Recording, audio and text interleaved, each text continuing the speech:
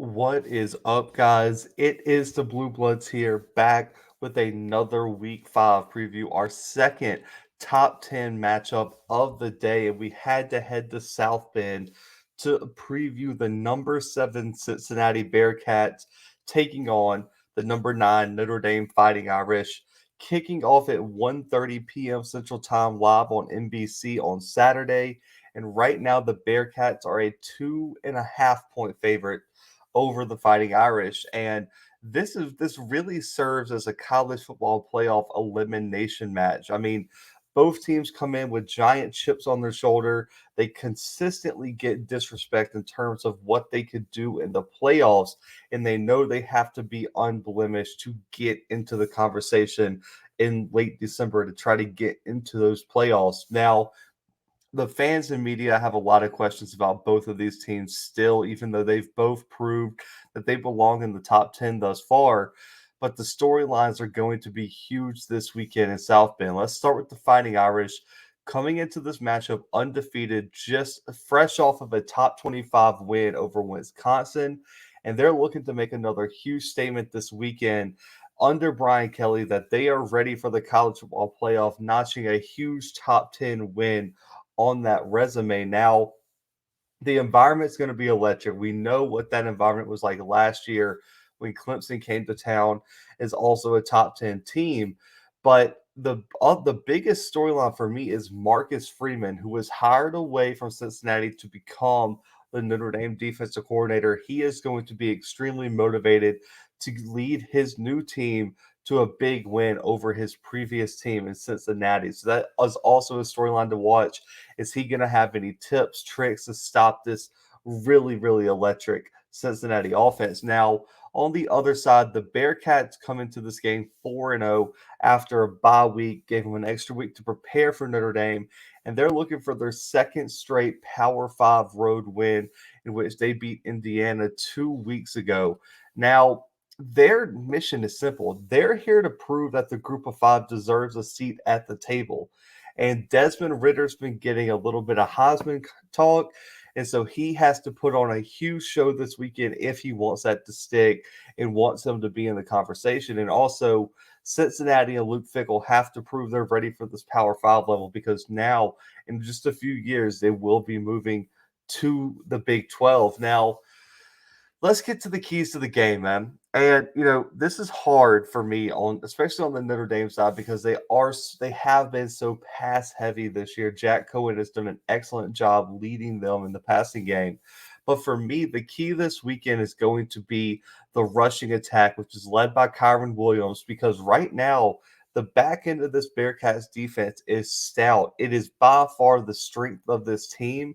And so I guess the weakest part of this defense is that front seven. So when you have a running back like Kyron Williams and you have an offensive line with so much potential, you have to take advantage of that. But this Notre Dame rushing attack has to be much more efficient than it has been over the past few games. I mean, they have not really been able to do much on the ground.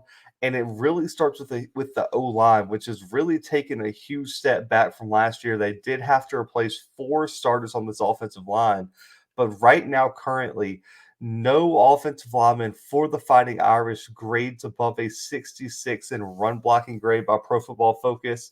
When you look at a Kane Madden, a Zeke Correll, a Jared Patterson, they are too talented to be struggling this heavily in the run blocking aspect of this offense. So for me, they have to be experienced leaders and lead this offense to a strong rushing performance. Because if you become one dimensional, the secondary is going to force you into turnovers, and it's going to be an extremely hard, I guess, path to get a victory this weekend in South Bend if Notre Dame cannot run the ball.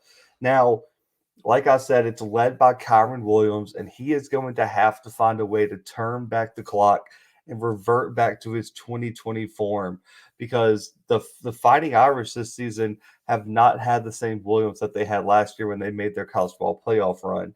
Only 240 yards rushing, 3.8 yards per carry, and 2 touchdowns thus far. Last year, he was up over 1,100 yards and 13 touchdowns. He's going to have to find a way this weekend to be more explosive and much more consistent moving forward this season if Notre Dame really wants to get one of those playoff spots. Now, for me, Chris Tyree is kind of a unknown and like a wild card this weekend. I would love to see the Fighting Irish give him a few more opportunities in the backfield.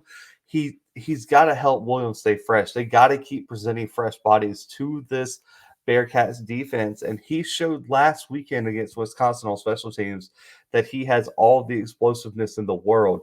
So go ahead and let's see if he can jumpstart this atrocious running game for the Fighting Irish right now. And they've made a living running behind the guards this year. So it's going to be interesting to see how the guards and centers handle these defensive tackles for the Bearcats. The Fighting Irish have been averaging over 6 yards per carry when targeting the B gap and or running behind the guards this year. Can that continue and can they control the middle of that line of scrimmage? That is going to be the biggest unknown this weekend for the Fighting Irish. Now, as much as Cohen has carried this offense this year, this is by far the best secondary that Notre Dame has probably seen all season. So the running game is going to be of the utmost importance for the Fighting Irish this weekend. Now, keys for Cincinnati. It's simple, especially when you have a playmaker like a Desmond Ritter in this offense. You have to put the game in his hands and you have to let him go make plays to win the game. He's been electric at times this season, and he is the key to how the Bearcats reach their full potential on the offensive side of the ball. He performs week in and week out, and this Indiana game showed how important his confidence and his flow is for this offense. 3 games, man, 750 yards passing, 7 passing touchdowns, over 9 yards per attempt, 2 rushing touchdowns, and 2 picks. The weapon the weapon for Ritter is not only his playmaking outside the pocket, but his deep ball has absolutely been on point all season. Almost 300 yards, 21.8 yards per attempt, 3 touchdowns, and 0 picks when throwing the deep ball. And he grades out at almost a 90 by Pro Football Focus when he unleashes it deep on defenses. So if he can keep that going, he can avoid turnovers, be dynamic outside the pocket, and lead this offense consistently. uh, Notre Dame's going to have a tough time winning this game. Now, on top of Ritter, the X factor for Cincinnati is Jerome Ford at running back. The Alabama transfer, man, has been a problem for defenses this season. Over 300 rushing yards, 6 yards per carry, and also 6 rushing touchdowns this season. He's shown much more consistency than he did at times last season, and his explosiveness has really opened up this offense, including that deep ball from Ritter. So he is going to be key this weekend to really getting this Bearcats offense going and keeping it balanced and keeping Notre Dame all out of rhythm on defense and also on their heels, which allows Cincinnati to be more creative with their play calling. Now, for the matchup to watch, for me, it's going to be the Notre Dame wide receivers and Jack Cohen against the Cincinnati secondary because the Fighting Irish have relied on their passing attack all season, almost 300 yards per game, while the Bearcats have had one of the better secondaries in the country for 2 straight seasons, and they're only allowing 160 yards through the air thus far per game. Now, the Fighting Irish lean on tight end Michael Mayer in the passing game, and he has been an absolute matchup nightmare and has a unique ability to create separation and make catches in traffic.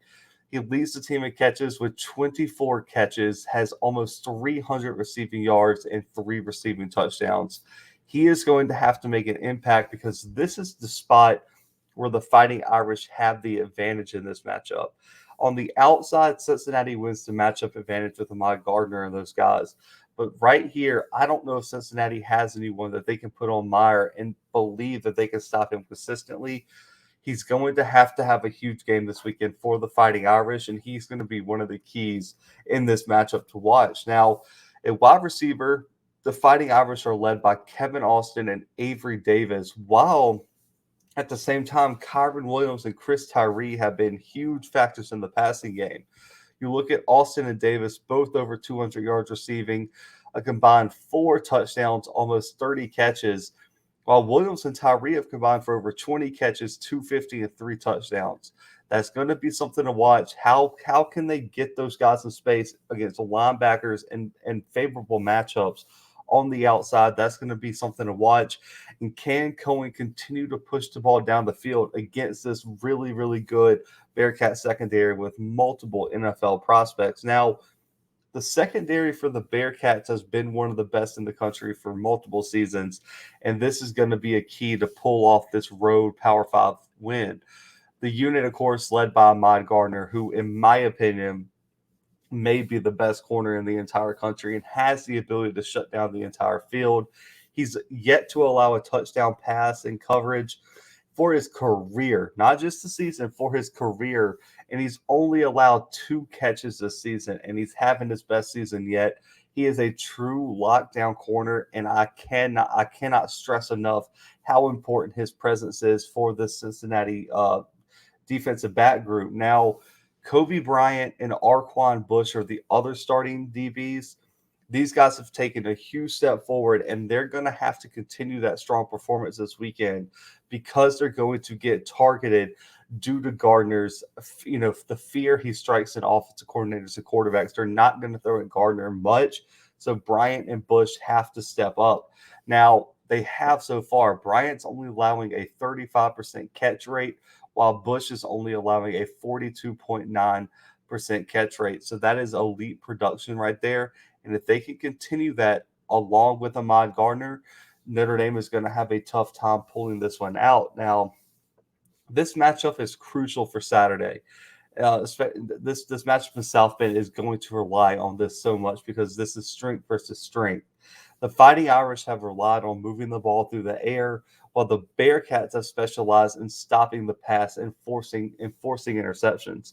Which one will give? Will Jack Cohen and Michael Meyer and these wide receivers find a way to move the ball and be explosive, and or will Cincinnati and this defense find a way to slow down Notre Dame in the long run? Now, I think this is going to be such a close game, guys. I think both of these teams they're very evenly matched. But for me, I trust Desmond Ritter more than I trust Cohen in the biggest moments, and I trust Ritter to go make a play more so than I trust Jack Cohen to go make a play. And also, Jerome Ford has proved that this year he's been more efficient and more explosive at the running back spot. And also, I have said it for 2 years on this podcast. I think the secondary is probably top 5 in the country.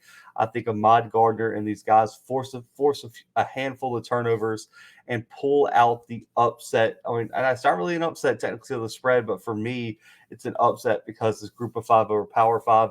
Cincinnati gets the big win in South Bend, 27-20 over the Fighting Irish.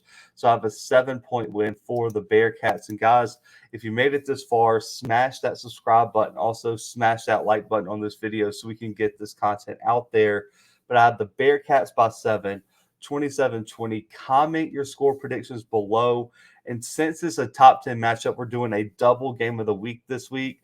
Comment your winner and score, and that way you can enter our $50 giveaway. If you get the score correct and the winner, you get $50 this weekend, man. So I'll be looking at the comments, so make sure to comment your score prediction below and make your picks, man. But also, man, hit that subscribe button and like the video as well to enter that giveaway. But guys, 2 top 10 matchups we covered today.